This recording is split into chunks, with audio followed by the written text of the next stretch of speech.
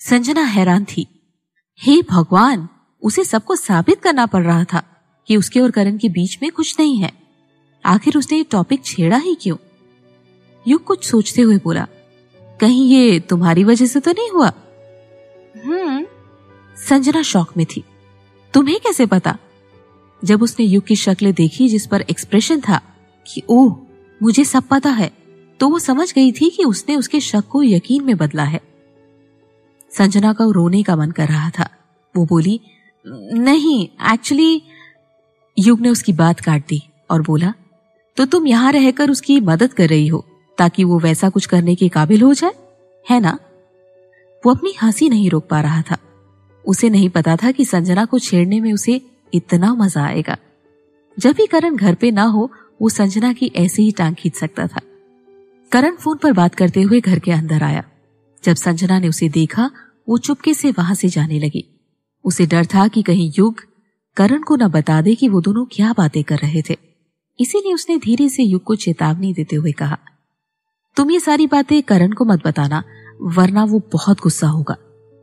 युग ये सुनते ही बहुत जोर से हंसा और बोला, मैं पूरी कोशिश करूंगा। प्लीज, मैं तुम्हें अच्छा सा खाना बनाकर खिलाऊंगी। संजना ने सामान की तरफ इशारा करते हुए कहा। युग ने ये सुनते ही मान लिया। लिविंग रूम में आते ही करण ने सबसे पहले अपने लिए वाइन निकाली और सोफे पर बैठकर युग से पूछा, तुम दोनों क्या बातें कर रहे थे? युग ने ईमानदारी से जवाब दिया, तुम्हारे बारे में। संजना जो किचन में थी, ये सुनते ही घबरा गई और उसका दिल जोर से धड़कने लगा। क्या युग ने वादा नहीं किया था कि वो करण को कुछ नहीं बताएगा? करण ने आराम से वाइन पीते हुए कहा, यही कि मैं उससे दूर रहूं। संजना ने सुनते ही तुरंत हाँ में सिर हिलाया। युग बिना कुछ बोले बस मुस्कुराता रहा। बाद में उन्होंने बात टाल दी। जब युग ने कुछ नहीं बताया तो संजना ने राहत की सांस ली, लेकिन उसे डर था कि कहीं वो बाद में ऐसा कुछ बता ना दे। इसीलिए वो उनके लिए बहुत अच्छा खाना बनाने लगी। युग को खुशी से खाना खाते देख संजना को चैन आया था। संजना को परेशान देखकर युग ने इशारा करके कहा कि वो करण को कुछ नहीं बताएगा। उसने सचमुच करण को कुछ नहीं बताया, लेकिन उसके भाई वरुण ग्रोवर को बता दिया। वरुण ने फिर अपने दूसरे भाई जतिन ग्रोवर को बताया और जतिन ने समीर ग्रोवर को बता दिया। इस तरह से करण को छोड़कर उसके सारे भाइयों और दोस्तों को इसके बारे में पता चल गया। अगर संजना ये जान जाती तो उसे हार्ट अटैक ही आ जाता। हद हो गई, लड़कों को भी गॉसिप करने की आदत होती है। जब करण अपने भाइयों से मिला तो वो समझ गया कि वो लोग उसे कुछ अजीब सी नजरों से देख रहे हैं। उनकी नजरों में उसे सहानुभूति दिख रही थी, लेकिन थोड़ी देर में वो समझ गया कि इसके पीछे युग का हाथ है। उसने युग को कोने में ले जाकर पूछा, ये सब क्या हो रहा है? युग ने कोई जवाब नहीं दिया, बस उसने बात बदल दी। उसने सामने खड़ी कार को देखकर पूछा, तुमने नई कार खरीदी है क्या? तो इसका मतलब तुम आर्मी में वापस नहीं जा रहे हो? करण बस उसे घूरे जा रहा था। जब युग से रहा नहीं गया तो उसने कहा, अब मुझे समझ आया कि तुम इतने खड़ूस क्यों होते जा रहे हो। आखिर ये तुम्हारे आत्मसम्मान की बात है। वैसे भी वो करण को खुद कुछ नहीं बता रहा था।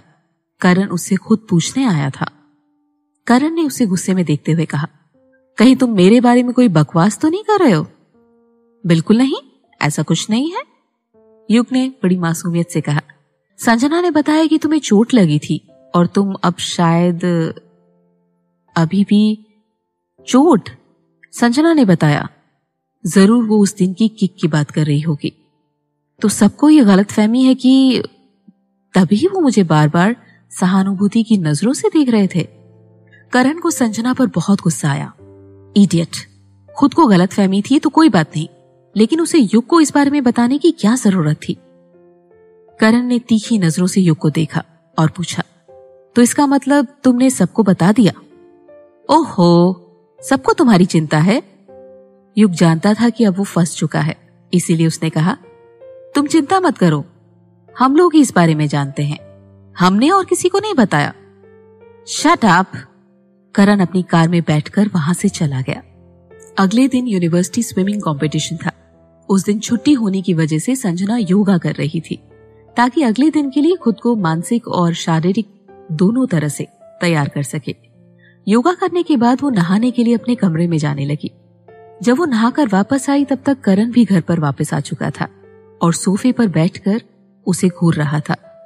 संजना को उसे गुस्से में देखकर घबराहट सी होने लगी। जब वो दोपहर में उससे लेसन देने लगी तब उसने बताया कि शाम को उसे काम से कहीं बाहर जाना है तो वो रात को देर से वापस आएगा। लेकिन ये इतना जल्दी कैसे आ गया? युग को उस बारे में बताकर संजना पहले ही बहुत पछता रही थी। अब अपने गिल्ट को कम करने के लिए वो करण से बहुत मुस्कुराकर बात कर रही थी। करण मन ही मन हंसा। तभी 2 दिन से वो इतना मुस्कुरा रही थी। उसे अपनी गलती का पछतावा हो रहा था। अब तुम मुझे क्यों नहीं बताती कि उस दिन तुम और युग किस बारे में बात कर रहे थे? करण वैसे ही बहुत चिढ़ा हुआ था, इसलिए उसने सीधे सवाल किया। संजना बुरी तरह से डर गई। आखिर करण को पता चल गया। बेवकूफ युग, उसने कहा था कि करण को कुछ नहीं बताएगा, फिर क्यों बताया? वो तुरंत करण के पास सोफे पर बैठ गई और उससे बोली, ये एक गलतफहमी है।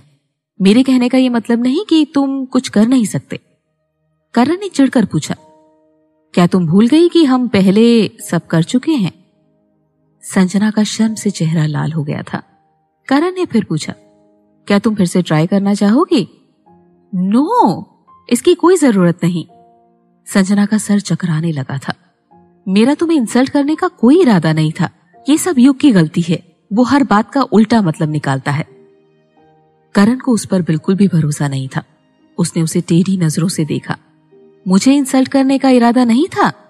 वैसे मैं अपने वकील को बोलकर तुम पर मानहानि का दावा कर सकता हूं।